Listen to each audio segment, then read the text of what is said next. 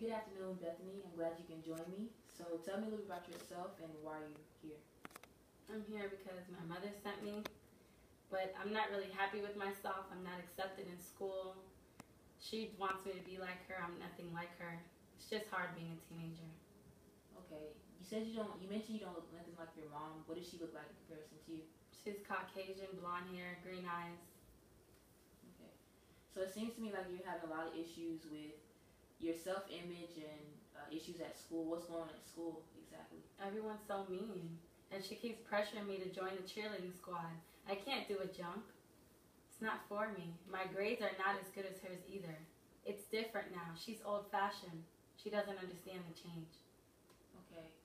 So it sounds to me like you guys have a lot of confrontation or conflicts at home. And with the issues that you're dealing with at school, how are you dealing with all this emotionally? Well, when she goes to work at night, I cut myself. It makes me feel better. Okay. In you cutting yourself, if you decide to commit suicide by cutting yourself, how would this help you, or what do you hope to accomplish from that? I'm finally going to gain her attention.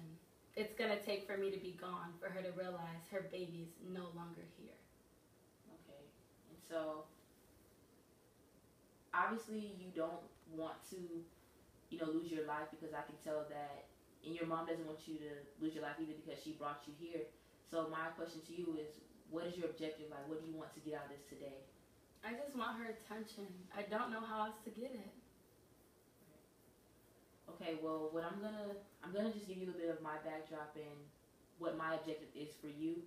I think that we can address your behavior of cutting yourself, and we can come up with ways to help you reduce or manage your stress. I like to give you a few techniques that I think that will help you, that you can try within the next week to see if it helps to reduce your stress. So we're going to focus on your distress tolerance. I have an acronym that will help you to keep into a frame of mind when you're thinking about wanting to cut yourself. So it's called ACCEPTS, ACCEPTS, and we'll just go through each step so you can get a better idea on how to handle yourself within the next coming week. So the first letter, A, stands for activities. What are some things that you like to do? I like to play with my yo-yo. Okay, so that's actually quite fun, playing with your yo-yo. And what I would suggest to you is whenever you feel stressed and you want to try to distract yourself from cutting yourself, you should probably play with your yo-yo and maybe take a long walk. You mean I can walk my yo-yo? You can do whatever makes you feel happy or distract you from wanting to cut yourself.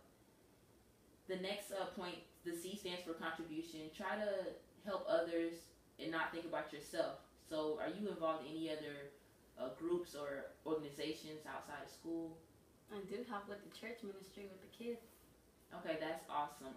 Helping with your church would definitely be a good way for you to take your mind from what's going on with you, not think about school, not think about your mom, and just focus on something that's better than yourself, helping the children. That's actually a great thing to do, and I suggest you maybe can do that, like when you're feeling stressed. The next point is C, for comparison. Try to reframe your situation. I know you mentioned that being a teenager is tough, but I want to say to you that it's only temporary and things will get better. But in the meantime, try to reframe your thoughts. Like, think about someone else. Like, there might be someone out there that's worse off than you are. So whenever you feel down or sad or feel like, you have the end of your ropes, think about maybe there might be somebody out there that's like actually experiencing the same pain as you or worse off, and maybe that might help you take into perspective that you actually have a lot more to live for than you perceive yourself to. This is true. We feed the homeless at church. So that's a good start. Think about the homeless people. They're dealing with a lot of issues, and if you can help them, it might be able to better help you about your situation. The next point is E, for engaging activities. And you want to focus on activities that are opposite from your negative emotion. That could be listening to a happy song when you're feeling sad, or watching a comedy when you're upset about, your mom or her pressuring you or kids at school. So that's actually a good idea. The next point is P, for pushing away. What I mean by pushing away, it's literally take yourself outside of the context of which you're in that's causing you to stress the most, and maybe take a vacation. It doesn't have to be actual, it can be imaginary. What's a place that you like to go to often that eases your mind, I guess? The beach. Okay. You know, I think it's a good idea for us actually to go into that a little bit more. Let's actually take a day out on the beach. We're gonna do a mindfulness exercise. So I want you to close your eyes and let's picture that we're at the beach right now. So we're at the beach. We have our towel laid out. We're laying out under the sun.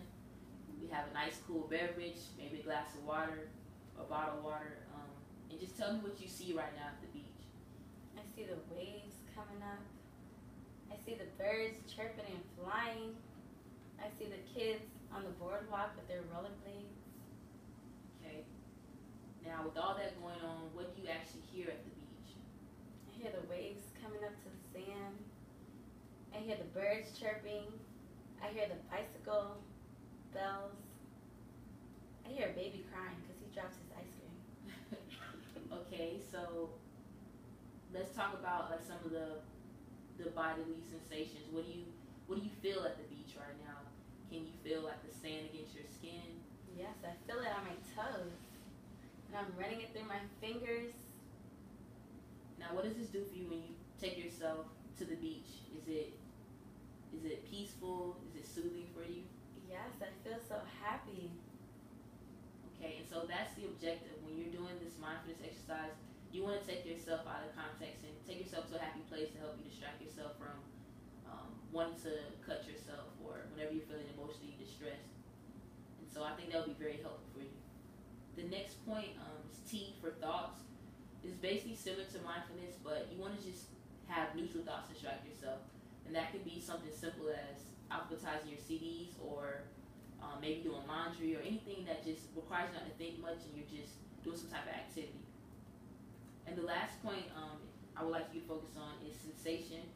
It's when you distract yourself with a physical sensation. So when you're upset, you're angry, and your temper is high, a good thing that you can do to kind of like calm yourself back down is to take an ice cube and hold it in your hand to just reduce yourself from that high emotional state and calm yourself.